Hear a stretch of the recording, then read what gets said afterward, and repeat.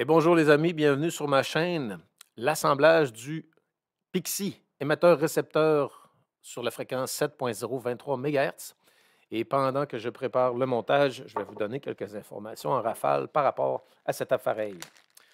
Première des choses à savoir, c'est que le Pixie émet sur une fréquence qui est encadrée par des règlements et il faut avoir une licence de radioamateur pour être capable de l'utiliser comme on veut, bon, selon à l'intérieur du cadre de la loi, disons. Mais d'un autre côté, ce n'est pas défendu d'acheter un Pixie et de faire le montage et d'écouter ce qui se passe sur les ondes. On n'a pas besoin d'une licence pour profiter des ondes et écouter ce qui se passe. Alors même si on ne va pas émettre et recevoir des messages tous les jours, on peut au moins écouter ce qui se passe sur les ondes. Donc, même si ça prend un permis pour s'en servir, on va dire entre guillemets, on peut quand même l'utiliser tout simplement pour écouter ce qui se passe. Ce n'est pas défendu de le posséder, ce n'est pas défendu de l'assembler et d'écouter les ondes. Deuxième chose à savoir, c'est qu'un Pixie va avoir besoin d'une bonne longueur d'antenne. Alors, on parle encore d'un grand fil de cuivre qu'on va dérouler pour écouter. On ne va pas construire une antenne très, très performante pour transmettre les messages. Le but, c'est surtout d'écouter. Bien sûr, on va transmettre un message avec. Et pour ça, il va falloir construire un deuxième Pixie qu'on va installer plus loin puis faire des tests. OK. Donc, premièrement, c'est parfaitement légal de l'acheter, de le construire et d'écouter les ondes. Deuxièmement, il faut s'attendre à avoir besoin de place pour installer un grand fil d'antenne. Et troisième des choses à savoir, c'est qu'il n'y a pas de micro, il n'y a pas de haut-parleur. Donc, on ne peut pas transmettre et recevoir du son, de la musique, de la parole. On va transmettre et recevoir du code Morse. Là, je ne vais pas partir dans l'explication du code Morse. Ça va être votre devoir personnel, si vous ne savez pas déjà c'est quoi, d'aller voir qu'est-ce que c'est le code Morse, qui a encore une très grande importance dans le domaine de la télécommunication, plus qu'on pourrait penser. Et il est encore enseigné d'ailleurs dans les gens qui vont rejoindre les forces armées, apprennent le code Morse. Pourquoi? Parce que c'est vraiment maintenant un code de survie.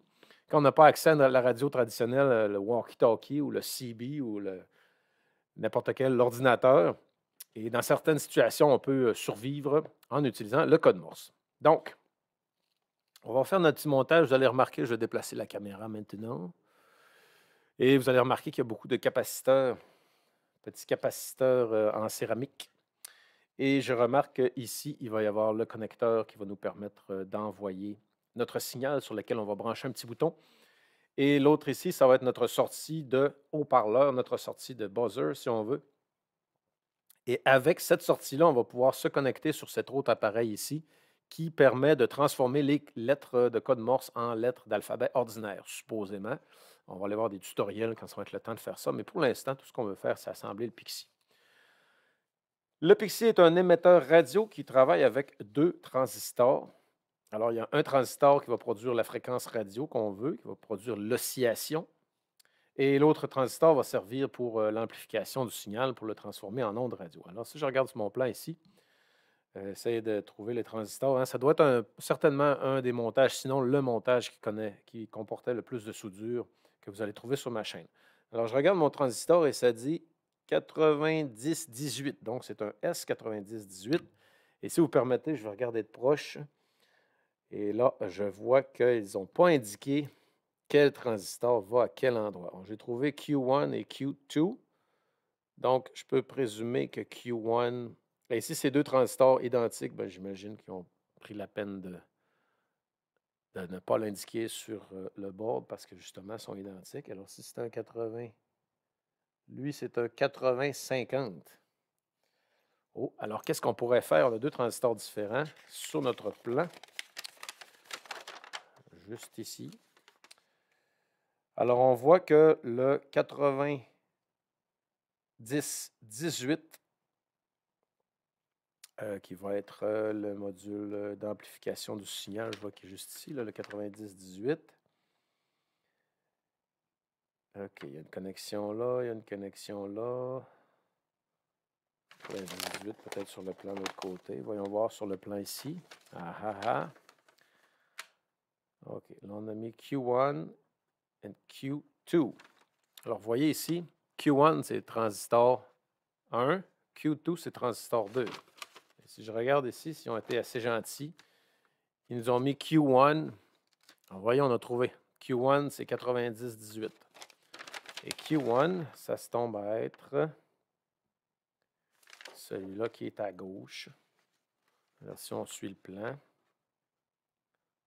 c'est bien cela, oui, c'est bien cela, oui, c'est bien cela. OK, Q1 9018. Et voilà, j'ai justement mis le bon transistor.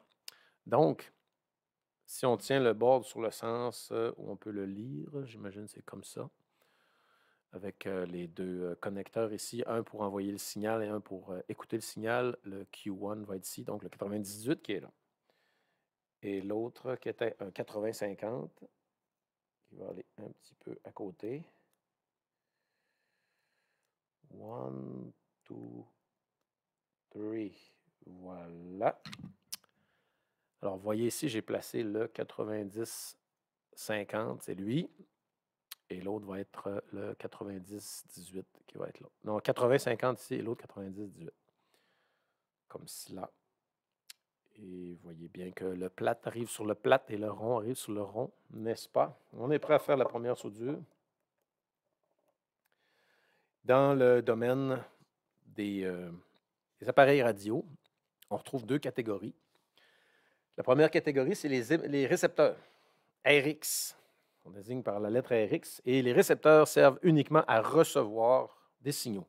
Donc, par exemple, la radio que vous avez dans une automobile est faite pour recevoir des signaux. Et on a une autre catégorie d'appareils qui sont les émetteurs. Alors, les émetteurs radio servent uniquement à envoyer des signaux. Par exemple, une station de télé ou une station de radio possède des énormes émetteurs radio. Donc, la fonction principale, c'est d'envoyer un signal. Et la troisième catégorie, c'est les émetteurs-récepteurs. Donc, c'est les appareils qui sont capables de faire les deux. Ils sont capables d'envoyer un signal et d'en recevoir. Et dans les émetteurs-récepteurs, il y a deux catégories encore. C'est les émetteurs-récepteurs half-duplex, c'est-à-dire qu'on peut soit envoyer un signal ou recevoir, mais pas les deux en même temps. Et on a finalement des émetteurs-récepteurs full duplex qui permettent d'envoyer et de recevoir les signaux simultanément. Exemple le plus commun, c'est le téléphone portable, parce qu'on peut entendre l'autre personne en même temps qu'on lui parle. Alors, le Pixie, c'est un half-duplex, parce qu'avec le Pixie, vous allez pouvoir seulement que transmettre un message ou recevoir un message. Donc, quand on n'est pas en mode émetteur, en RX, en TX plutôt, quand on n'est pas en TX, on est en RX. Et là, mes trois premières soudures sont faites. Boum, badi boum. On prend la ponge et l'éponge. Met cela ici. Et voilà, maintenant, on va continuer avec les pièces suivantes. On a placé nos transistors. Alors, si je le place sur ce sens-là, que vous pourrez regarder à la maison si vous achetez le montage. Si on a nos deux grands rectangles ici, là, on avait le 90-18 qui est là et le 80-50 qui est à droite comme ça. Bien, après ça, les autres pièces, ça devrait être facile. On va commencer par une diode. La diode, elle a une petite ligne grise et les broches sont un petit peu plus raides qu'une résistance standard.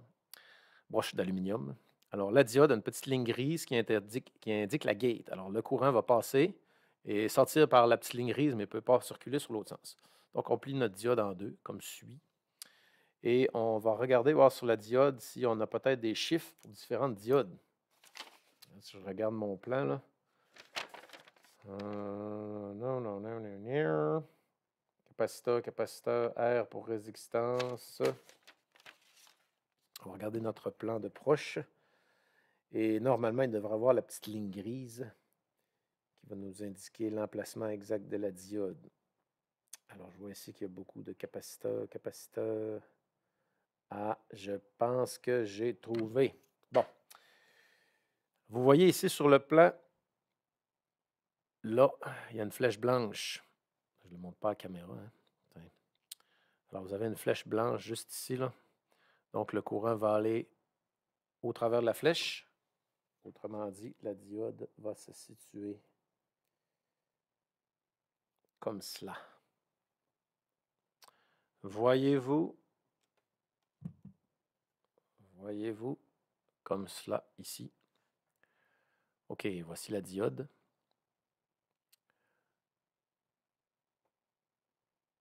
C'est dur de se centrer. Je ne trouve pas le milieu de mon œil. Le milieu d'œil, je vais replacer la caméra un petit peu mieux. Là. À peu près comme cela. Voilà. Et si on faisait ceci. Ah, like this. On trouve notre centre. Bon, voilà. OK, alors on a notre diode bien placée juste ici, avec la petite ligne grise juste au bout.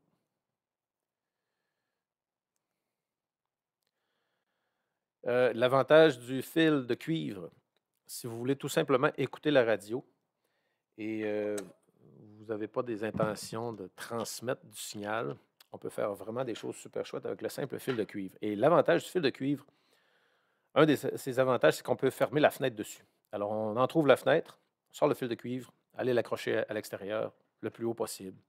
Et il rentre dans la maison et on met une pince au bout et on le pince sur la radio. Et on peut. C'est pas parfait comme antenne, je vous dirais, là, évidemment.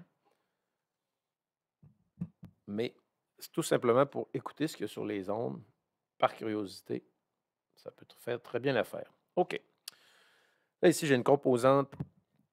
J'ai soudé juste une patte de ma diode et je repousse la diode, voilà, en faisant fondre la soudure. Et maintenant que la diode est en place, je pense bien que oui, parfait. Je vais aller faire l'autre. Voilà, comme cela. OK. Alors, une utilisation du Pixie, ça dépend encore dans quel pays vous vous trouvez, quelles sont les lois qui encadrent les télécommunications, les appareils radioamateurs. Je vous parlais tout à l'heure en début de vidéo, qu'est-ce qu'il faut faire pour avoir un permis de radioamateur? Bien, il y a un examen à passer. La première partie de l'examen, c'est sur l'électronique. Donc, il va y avoir des questions sur les transistors, les diodes, les inductances, les résistances. On vous dessine un circuit électronique, il faut calculer la résistance totale. Donc, il faut avoir une des bases en électronique. Et la deuxième partie de l'examen, c'est sur les règlements, à savoir quand on veut faire de la radio amateur. Par exemple, il y a 4 catégories de permis. Justement, le permis numéro 2 et numéro 3, il faut avoir le code, il faut savoir taper en code Morse et lire le code Morse pour le faire. Mais le permis de base, on l'obtient juste une fois, on le paye juste une fois et il est bon pour toute la vie. Et c'est pas très, très extrêmement difficile, je vous dirais, là. On va aller voir ici maintenant sur notre petit. Pas difficile à obtenir, mais il faut qu'il y ait des évaluateurs aussi qui ne sont pas trop loin, puis c'est du leur rendez-vous. Mais ce n'est pas absolument nécessaire. Vous pouvez juste acheter le Pixie, le monter, faire quelques tests et l'ajouter à votre collection de récepteurs radio, de gadgets que vous avez construits. Alors, notre petit capaciteur ici électrolytique est de 100 ultrafaradés. Attendez un peu là, si je vous déplacerais la caméra, parce que là, j'ai l'impression d'arriver de par en dessous. Je vais redéplacer encore la caméra, là. Je vous rappelle encore que dans mes vidéos, il n'y a absolument aucun montage, aucun like this. Les élèves dans ma classe vont reconnaître le point de vue, le POV, quand je donne mes cours et je donne mes notes. OK, alors voilà, comme ça, c'est clean. On met ça comme ça ici. Tiens, beaucoup mieux. Alors maintenant, on va regarder notre petit capaciteur. Et notre capaciteur nous dit 100 ultrafaradés. On va voir sur notre plan. Et sur notre plan ici, ça nous indique que le capaciteur 1 est de 0,1 ultra. Là, c'est le capaciteur 3 et le capaciteur 7. C'est des 100 ultrafaradés. Alors, on voit ici sur le plan que le 7 est là et le 3 est là. Donc, voyons voir. Le 3 va se trouver juste devant le transistor, capaciteur 3. Est-ce qu'il va nous indiquer les polarités? Ah, ben ça, là, ça, c'est un coup dur. Capaciteur 3, on nous indique pas les polarités sur le plan. Que faire? Qu'est-ce qu'on fait à ce temps-là? Est-ce qu'on se prend une chance ou capaciteur 3? Voyons voir. Capaciteur 3, c'est de 100 ultrafaradés qui va se connecter à la sortie de Q1 du 90-18. Donc, son côté, c'est bien vilain. C'est très vilain. Capaciteur 3, son côté négatif va se connecter à la sortie du transistor Q1.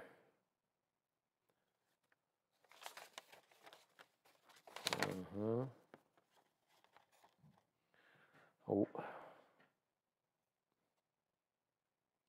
Capaciteur 3. OK. Alors, ça, c'est une épreuve. Vous voyez le transistor ici, là?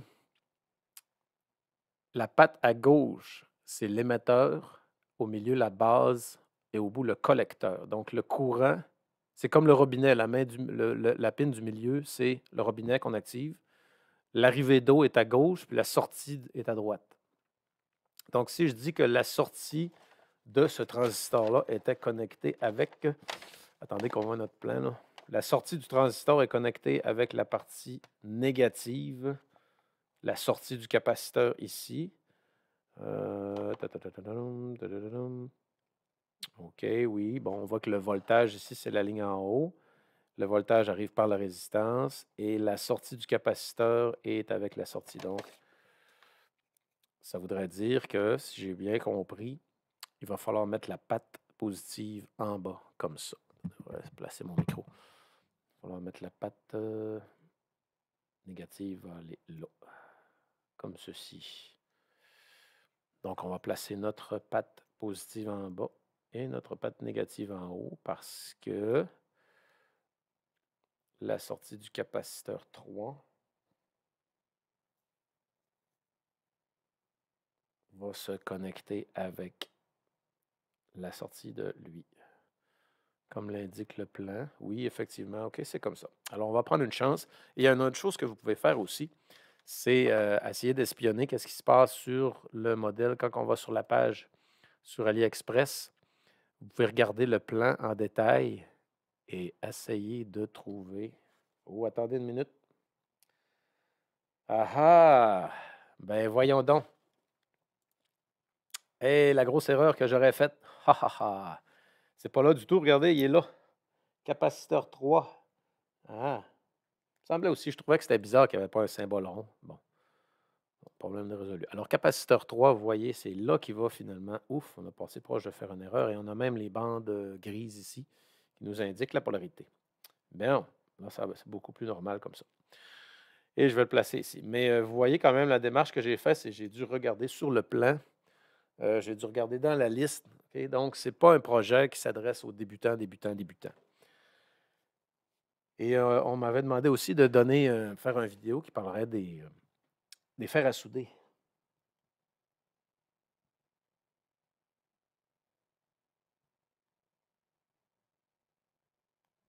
OK, chose à savoir sur les fers à souder. On va regarder notre liste ici. Là. Notre liste dit qu'on a le capaciteur 3 et le capaciteur 7 qui sont de 100. Ça.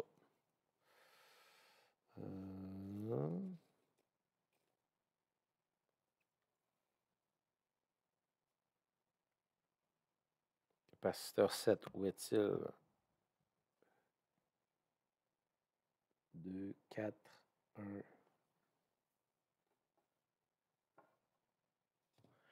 Capacitance. Capaciteur 3, capaciteur 7. Vous voyez, je suis encore dans le doute. Mais si je me fie au plan, si je regarde le plan, ça a vraiment l'air à être là.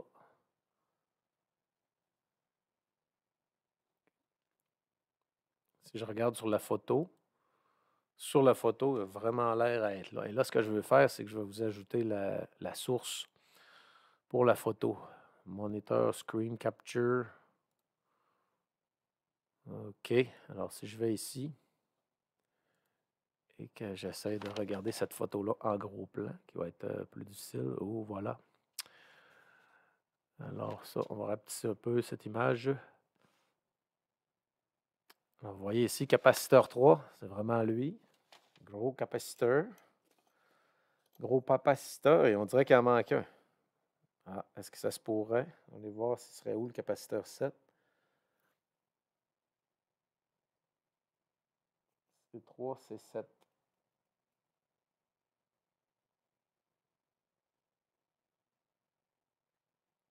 CP3, CP7. Eh bien, mes chers amis, c'est vraiment un mystère parce que sur le plan, il n'y en a pas d'autres. C7. OK. Alors, ce qu'on va faire, on va passer à d'autres capaciteurs. C4 0.01 UF. OK, ça va être le capaciteur C4. Là, je pense qu'il y a une erreur dans la commande parce qu'il manque un capaciteur. Alors, ici, regardez, j'ai un petit 10 UF.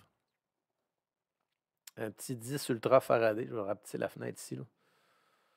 Bien, c'est compliqué ce truc-là. Là. J'ai un 10 ultra Faraday. Et dans le.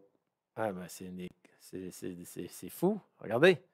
Ça, c'est un 10 ultra Faraday. 10 UF. Et sur la liste, il n'y en a pas. Sur la liste ici, il n'y a pas de capaciteur 10 UF. On va en prendre un autre juste pour être sûr. Même chose ici, un 10.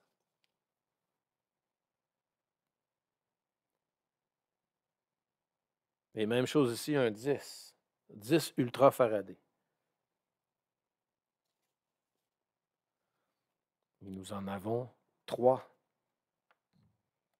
Donc, 3 capaciteurs de 10 ultra Faraday. Pourquoi? Et il n'y en a pas dans le plan. Bon, ça va très bien. Voyons voir qu'est-ce qu'on a d'autre. On a la diode qui est là, 3. On avait... ici, regardez, c'est CP2, CP3, CP4, c'est 10 ultrafaraday. Et CP1, c'était le 100 ultrafaraday. OK. Donc, le CP1, c'est le 100 ultrafaraday. Ça veut dire qu'il faut ressouder. Il faut dessouder le truc.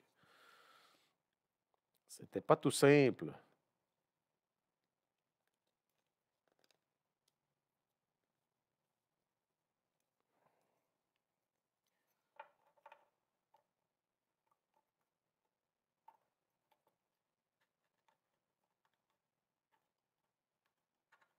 Laisse le struggle. Bon.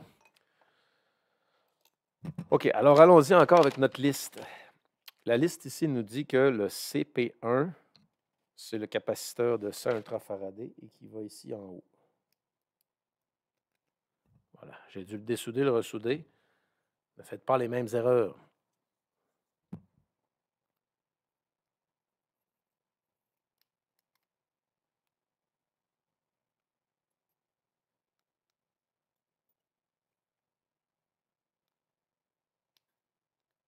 Voilà. Bon.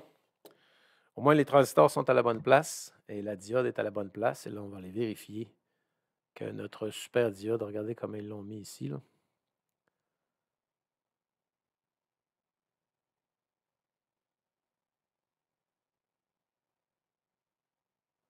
Remarquez comment j'ai mis la diode 2.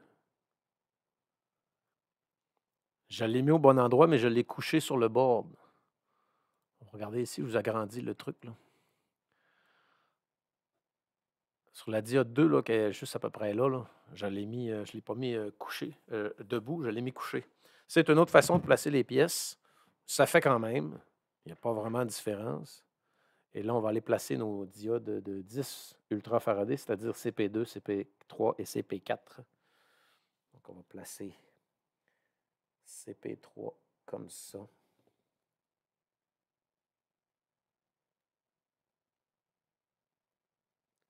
Petite patte. OK, CP2. Positif là. Comme cela. Et CP4. Grande patte dans le plus. Bien. J'ai trouvé l'emplacement de l'autre diode. Alors, on prend notre deuxième diode, on la plie en deux comme ça. Et non, je ne ferai pas l'assemblage à la verticale. Je trouve que c'est moins beau. Et on va aller la placer ici en haut, comme ceci. Voilà. Comme cela. Bon, là, c'est le bon setup pour toutes les pièces. Je vais aller confirmer en regardant l'image. Regardez notre image ici, si c'est bien la bonne chose. Oui, je vois qu'il y a une diode qui est là. Une diode qui est là. OK, parfait. C'est tigidou, comme on dit. Bon, maintenant, quelques soudures. Et ce serait vraiment fantastique si ça pouvait fonctionner. Et qui sait, peut-être un jour, ce serait moi qui donnerais les licences de radio amateur. Ce serait vraiment cool. J'ai toujours voulu passer ma licence de radio amateur. Quand j'étais jeune, j'avais suivi tous les cours d'électronique nécessaires. J'avais acheté le livre Devenir radio amateur en suivant ce cours. Et c'est dans mes livres sur la radio amateur que j'ai bien sûr appris beaucoup, beaucoup de choses sur l'électronique. Et moi, vous savez, les télécoms, ça a toujours été un de mes sujets préférés. Les télécommunications. Peut-être pas à en faire une carrière.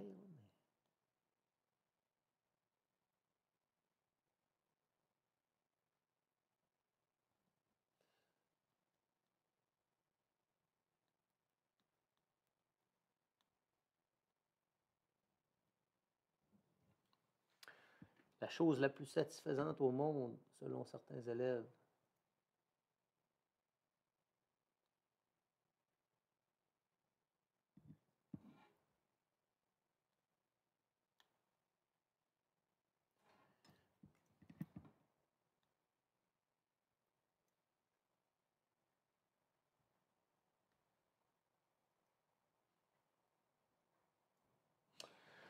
Beaucoup de demandes dans les écoles pour la soudure, je vous dirais.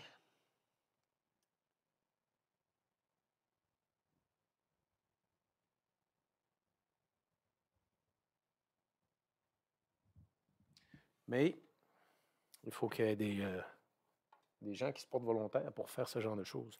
Alors, je vous préviens, les amis, dans 5 minutes, j'ai l'habitude de dire les amis.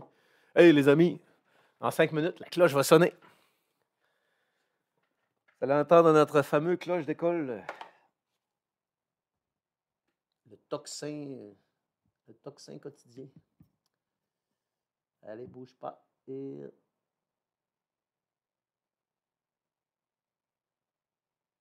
mon fer à souder qui est loin d'être le meilleur au monde. Je chauffe pas assez.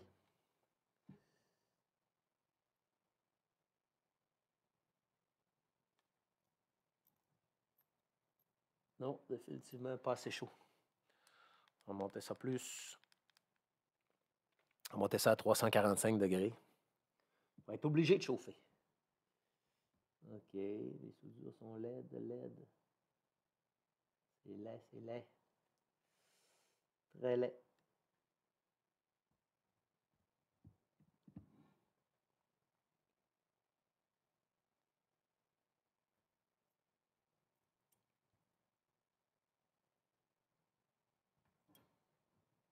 OK. Et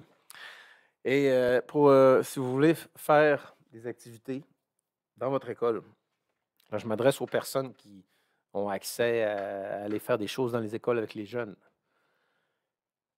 À une époque, j'avais 4, vous allez remarquer là, dans mes vidéos, il y avait 4 élèves par activité.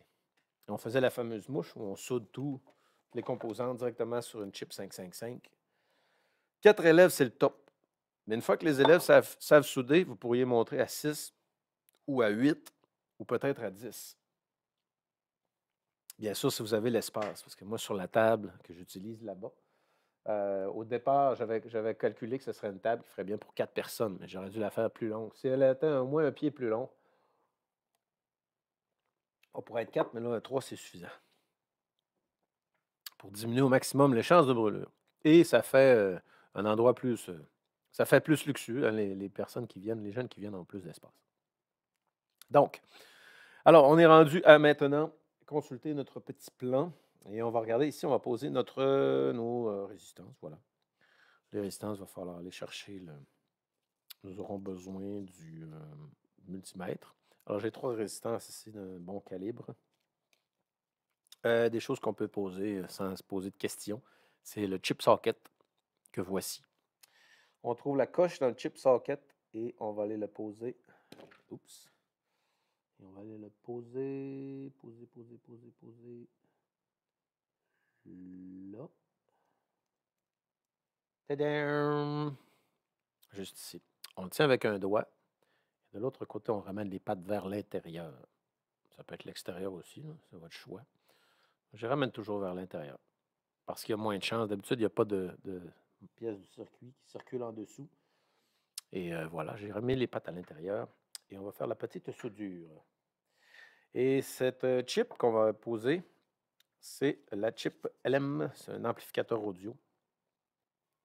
Donc, c'est elle qui va nous permettre d'entendre le bip quand on reçoit des messages en code Morse. Et je ne sais pas si je vous l'ai déjà dit, mais c'est possible d'acheter le Pixie déjà assemblé. Donc, on peut l'acheter déjà fait dans une boîte, prêt à servir. Mais là, on se prive du plaisir de faire les soudures soi-même. Donc, j'ai placé mon chip socket et on soude.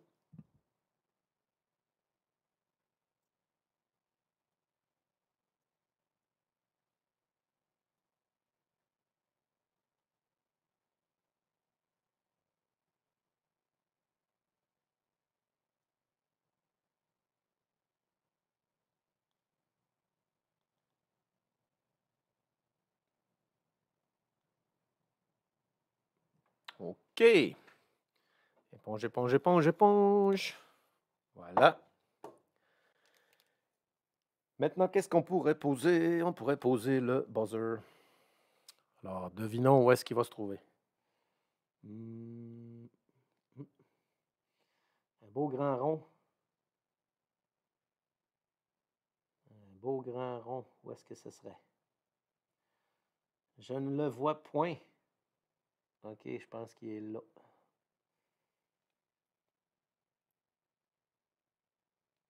Voilà, comme ceci. Et on le tourne à l'envers, on va le placer sur le pad. Comme cela, on va venir faire la soudure ici.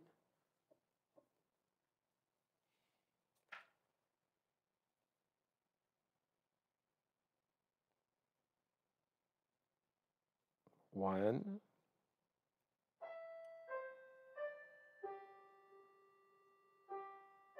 Two. Et voilà, notre buzzer est installé. Maintenant, qu'est-ce qu'on pourrait faire? On pourrait installer le cristal. Le cristal qui va résonner à une vitesse prédéfinie, qui va servir à créer l'onde radio. Et notre cristal va indiquer sur quelle fréquence on va transmettre sur les ondes. Et c'est marqué dessus 7.023 MHz. Je ne sais pas si on est capable de lire. Là. Je pense que non. C'est de faire un super zoom. Non, OK. Ouais, c'est marqué 7.023. Et le cristal a deux pattes de longueur identique, donc il peut être installé sur un sens ou sous l'autre. Et là, si je regarde attentivement, il y a un ovale ici, le cristal va là. Si vous assemblez une horloge ou un cadran réveil, il va y avoir aussi un cristal dessus. À quoi c'est fait? Bonne question. Hélas, je dois m'avouer ignorant sur la matière dont se compose ce cristal. On va aller faire ici le cristal qui est juste là. One. Déplace la pince maintenant qu'il se tient tout seul. Et two. Je pense que mon fer soudé est trop chaud. On va redescendre à 200. 265. Oh.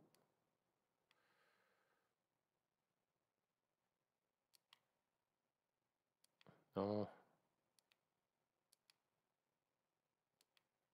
Je ne veux pas en Fahrenheit. Je veux en Celsius. Non. J'ai appuyé sur des boutons, une niaise. OK, 290, tiens. Maintenant, qu'est-ce qu'on pourrait poser? On a une petite résistance ici, ajustable, qui va servir à tuner la fréquence. Donc, on va la placer là. 1, 2, 3. Et cette composante ne veut pas être complètement assise sur le board. Donc, elle va être comme ça. C'est le plus loin qu'elle va aller. Et on va se crocher une patte qu'elle s'ouvre. Voilà.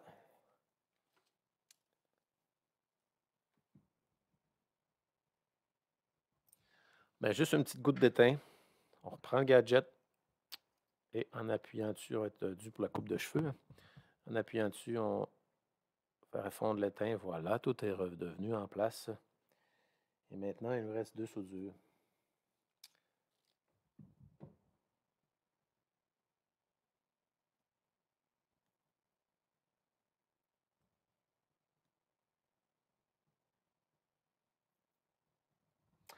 OK.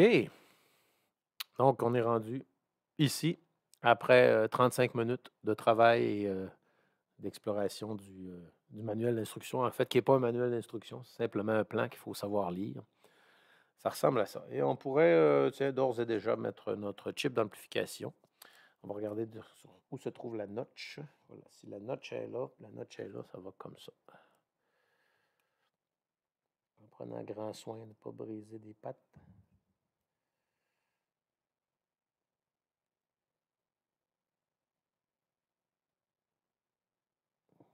OK.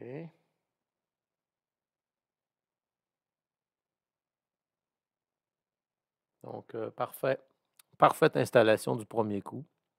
Ça demande plus de fil à retordre pour les petites mains qui n'ont pas l'expérience. Mais voici à quoi le projet ressemble jusqu'à maintenant. On a mis nos capaciteurs de 10 ultrafaraday ici, les 3 là. Lui, c'est le 100 ultra.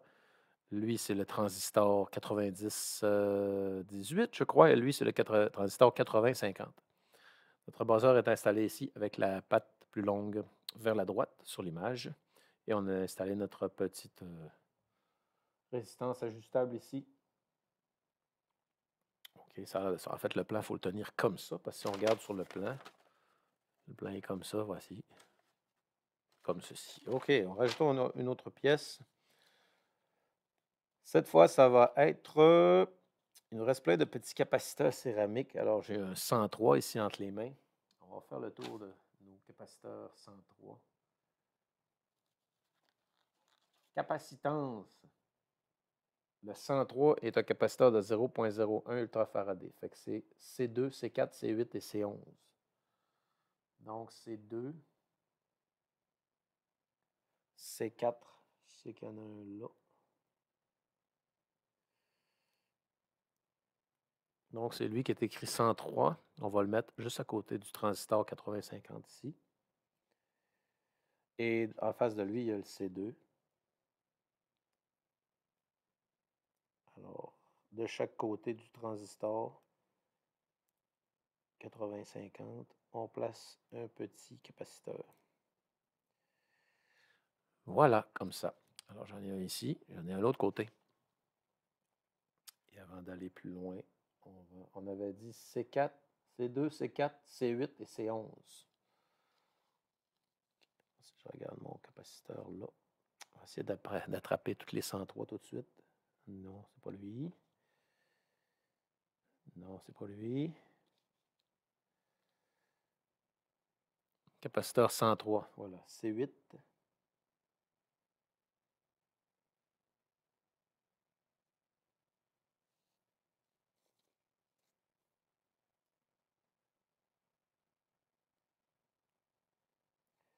C8, C8, C8, C8, C8, C8, C8 qui est juste là. C2, C4, C8 et C11. OK, il nous manque C11. Allons voir le capaciteur 103. OK, C11. C11 qui est de l'autre côté. Juste ici.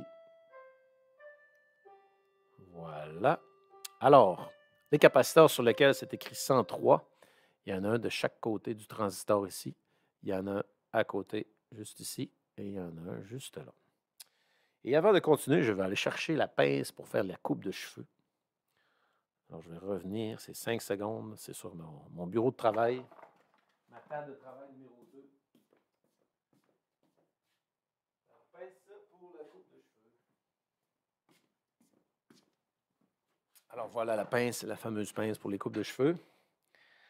On va aller faire le petit ménage.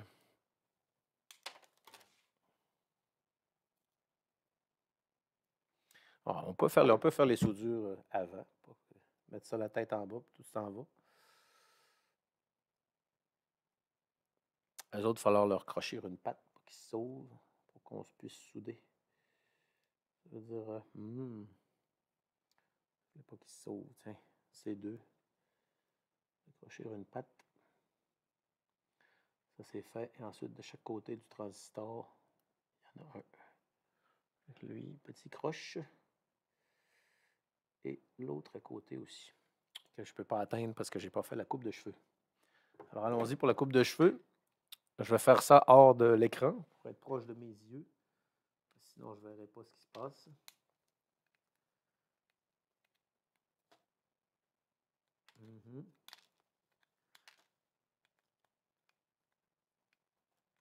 J'aurais pu le faire avant, mais c'est pas grave.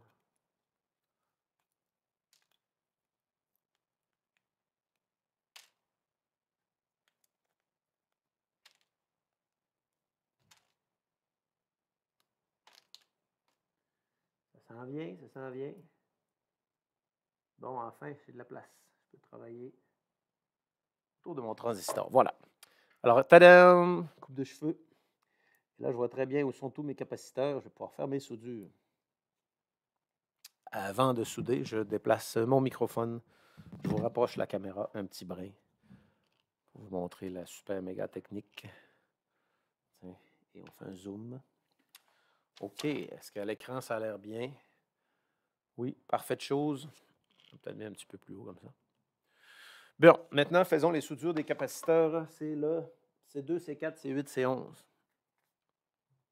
Alors, allons-y avec la première soudure. Bon, j'ai fait une soudure. Je vais appuyer par en dessous pour que ce soit bien droit. Ne bougez plus. Redresse la patte.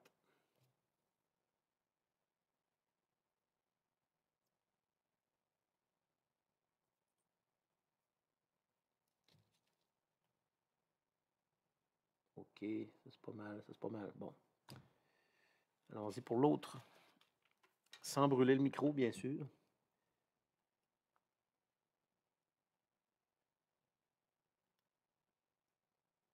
Hein? Ça, c'est du joli travail.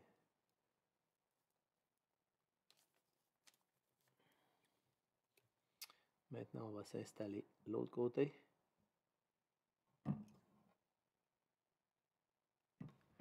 Redresse la patte.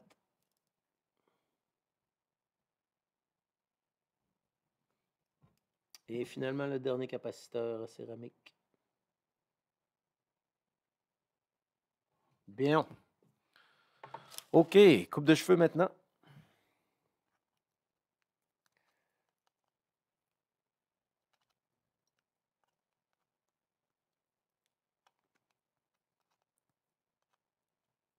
Et ensuite, on va voir de l'autre côté si ça a trop l'air vilain.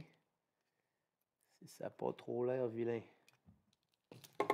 Voilà, petit nettoyage du board parce qu'il reste des pattes. Hey! Tadadam! Pas pire, hein? Donc, on avait dit que C8, C4 ici, C2 là et C11, qui sont les capaciteurs sur lesquels c'est marqué 103, n'est-ce pas? Et on peut les poser sur un sens ou sur l'autre. OK, ça c'est fait. Maintenant, voyons voir, il y a un paquet d'autres capaciteurs à faire. J'en prends un ici, c'est écrit 471. Et sur le plan, le 471, il y en a un à C5 et un à C6. OK, C5, là.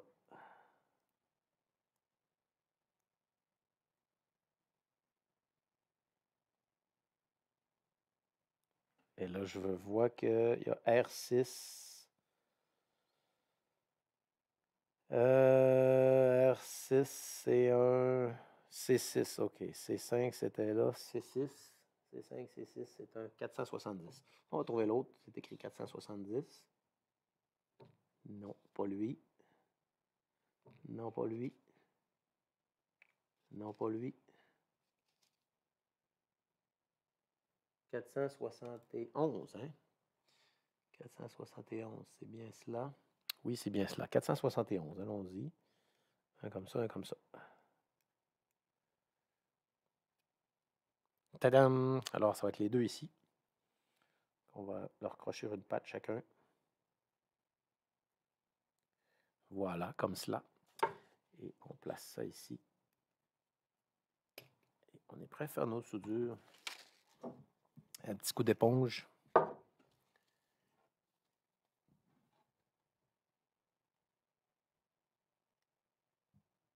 Si vous achetez le kit, vous pouvez regarder la vidéo, appuyer sur pause, faire les mêmes pièces que je fais en même temps. Et sauf au début, hein, parce qu'au début, j'ai passé proche de vous faire une grosse erreur. Non, je sais, j'ai pas décroché les pattes avant de les souder. Mais il y a tellement d'espace en arrière du circuit que c'est pas grave s'il y a une patte qui pointe dans une autre direction qu'à la verticale. Voilà. Alors, il y en avait deux à poser, juste ici. Fait. Maintenant, on prend un autre capaciteur. C'est marqué 173. J'en ai deux ici qui c'est écrit 173. On va aller voir sur le plan. Oh. 73. 173.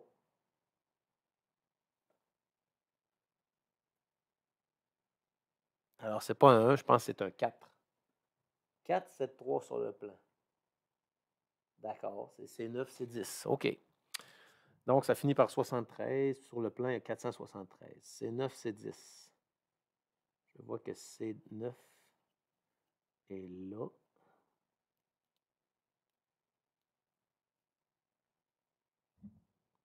C10 est là. OK. Je le tiens avec mon doigt, je le tourne à l'envers. Tiens, soigneusement aplati. Et je vais vous enlever de l'écran je vais vous enlever l'image du module chez AliExpress. Donc, si je regarde ici et que je demande à mon programme de montrer ça et que je vais là.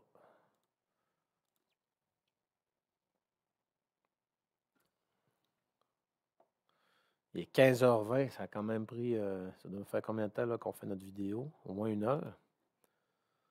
Alors, on va regarder ici.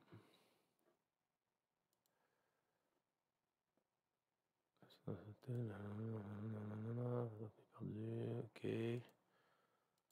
OK. Alors, si je regarde ici, là, ça fait 46 minutes qu'on est dans l'assemblage. Avec les enfants, ça aurait été moins vite. Hein? Vous savez pourquoi? Parce qu'il aurait dit Monsieur, on a besoin. J'aurais été interrompu dans mon travail.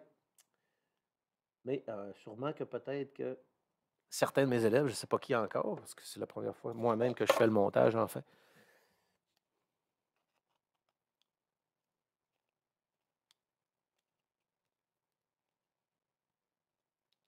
OK. Tiens. Et c'est comme je l'ai dit, moi, vous n'aurez pas de musique, vous n'aurez pas de montage, pas d'effets spéciaux, absolument rien. C'est straight vidéo, direct aux vidéos. J'ai pas le temps, deux, j'ai pas envie. Je sais que je pourrais investir du temps dans une chaîne YouTube, mais non, j'ai pas envie. Donc, je mets la caméra, je pointe et je tourne. Donc, on a posé nos transistors ici qui étaient les 473 dans le C9 et le C10. OK. Ça achève, ça achève. On va regarder ici. On pourrait poser lui, tiens. C'est deux pareils. Donc, on ne peut pas se tromper. Ils sont sortis de l'usine. Ils sont parfaitement identiques. Il y en a un qui va servir à envoyer le signal radio.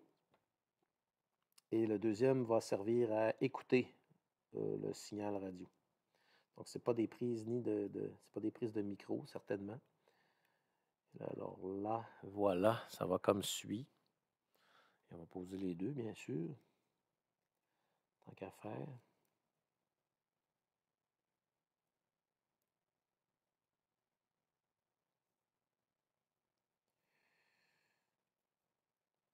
Et vu que ce vidéo est quand même assez long, on va finir par être quand même assez long On ne fera pas le test aujourd'hui. Aujourd'hui, c'est seulement la construction du Pixie. Et le fun, ça va être d'en faire deux, d'en construire deux et de faire expérimenter avec.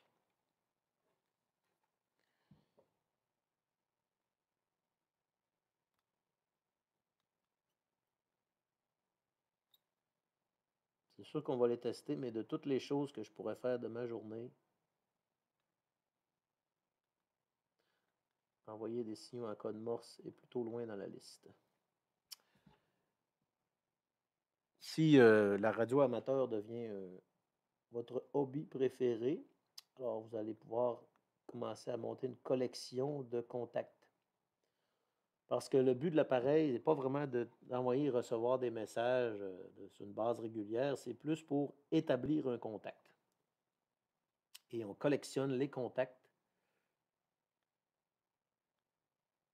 C'est-à-dire, vous envoyez un message qui dit « Voici qui je suis, voici à quel endroit je suis. » Et la personne qui vous reçoit, ah, ben moi je te reçois, je suis à tant de milliers de kilomètres. Donc, ce n'est pas un appareil qu'on va utiliser pour avoir des conversations à tous les jours. Sauf que,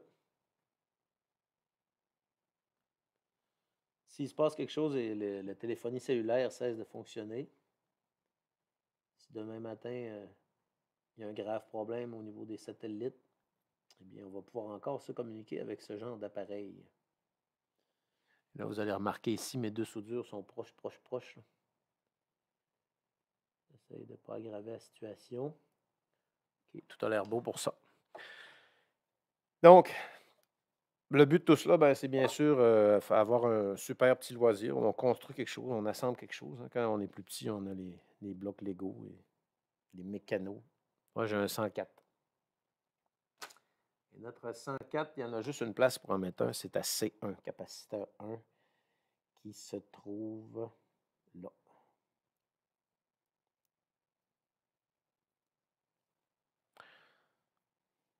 Vous étudiez pour être ingénieur, vous étudiez les sciences électroniques. Ça fait un beau petit hobby. Est-ce qu'on va réussir à le faire fonctionner? J'espère que oui.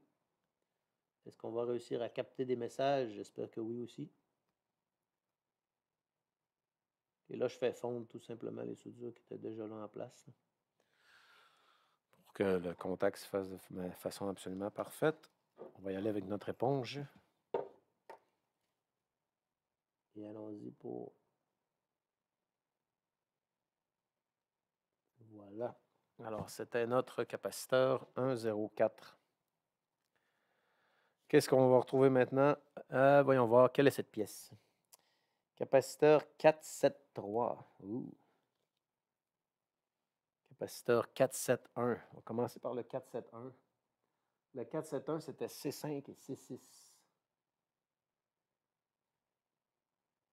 Et là, je pense qu'on a des capaciteurs de trop. Il manque C7.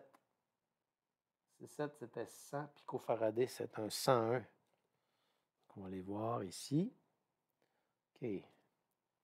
Alors, le 101 va aller dans C7. OK, là.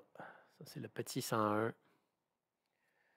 va aller dans C7. On va décrocher une patte. Et on va aller souder notre capaciteur 101.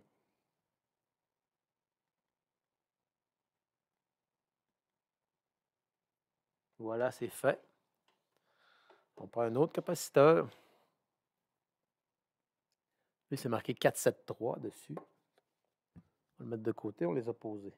Ça, c'est marqué 471. 471.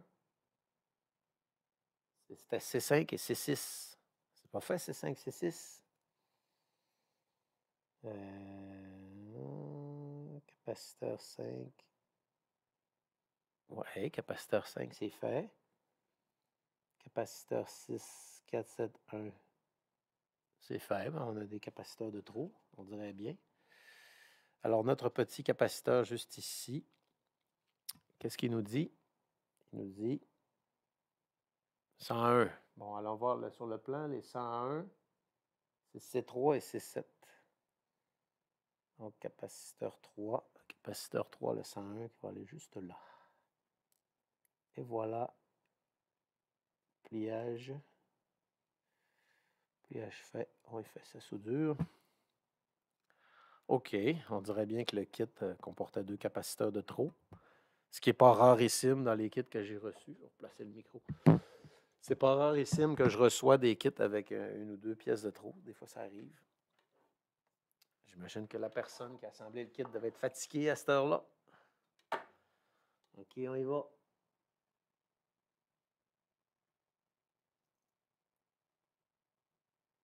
Et voilà. Coupe de cheveux.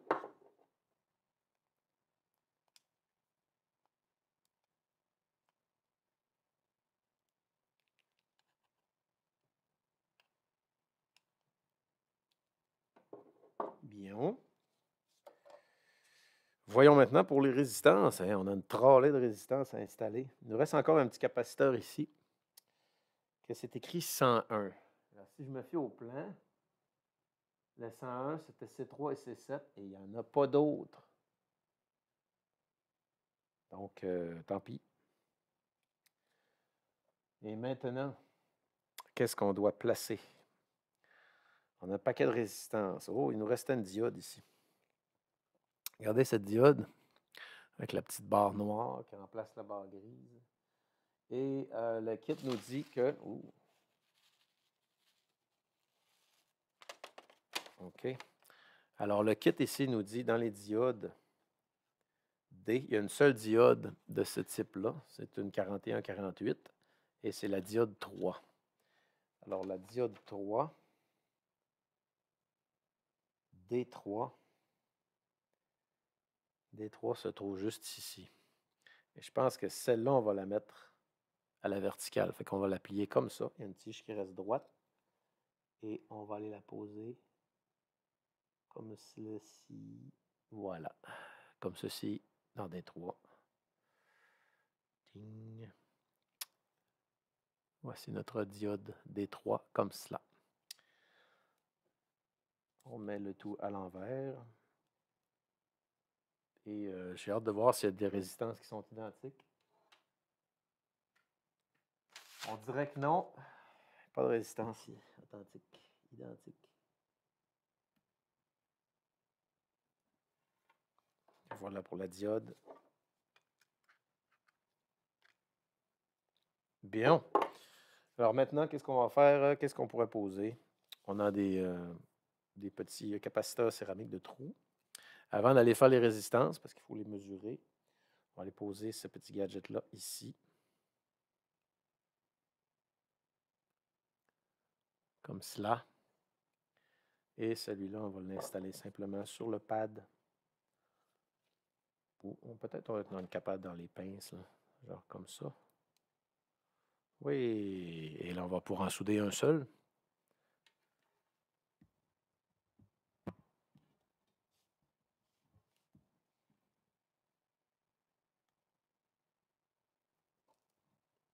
Quand il y en a un soudé, on peut tasser la pince.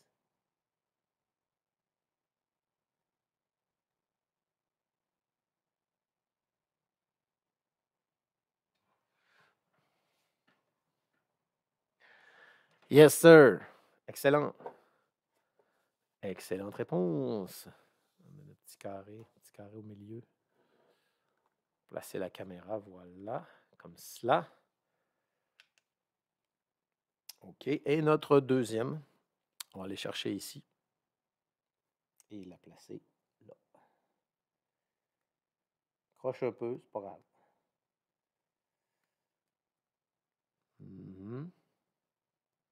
Yes, like that. Et on tient juste sur les bords de la pince. Voilà. Éponge.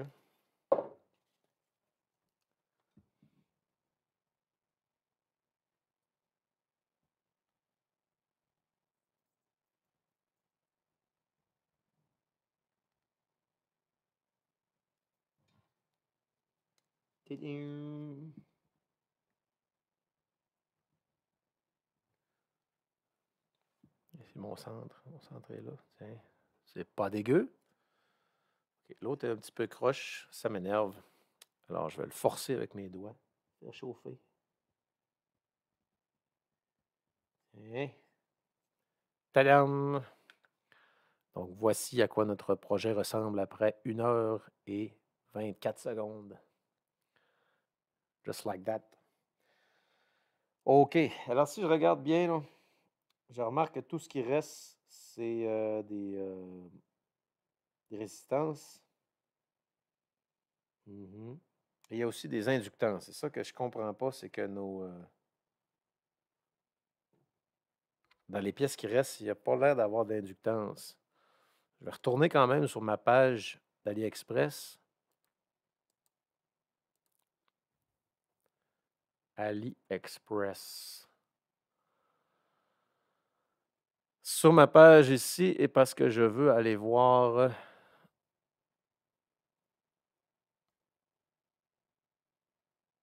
je vais aller voir sur l'image.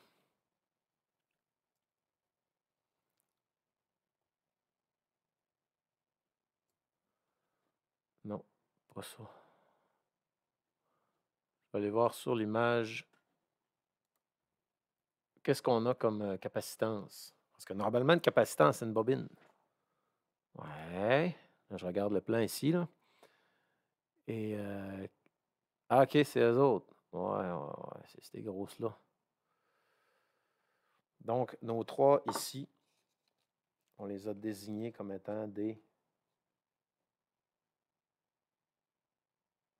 inductances fixes. L1, L2, L3. Ce n'est pas des résistors, c'est des inductances. Alors, la question, c'est comment on va faire pour les mesurer? Comment on va faire pour savoir c'est lesquels? Ben, d'abord, on va faire les résistances, ce ne sera pas trop long. Parce qu'on sait déjà comment faire, bien sûr, on va mesurer les... Alors, je reviens.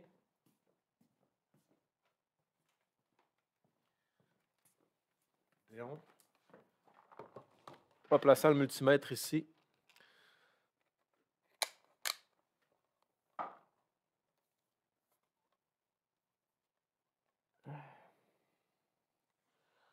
OK. Alors, si je veux mesurer une résistance, je la place sur le pad. Et je vais placer mes électrodes d'un côté ou de l'autre. Ça n'a pas d'importance. Je pourrais utiliser le code couleur, mais on est tellement paresseux. Là, on est à 32 000. Et la résistance qui est le plus proche de 32 000, ça va être la R2. Et la R2 va être juste ici.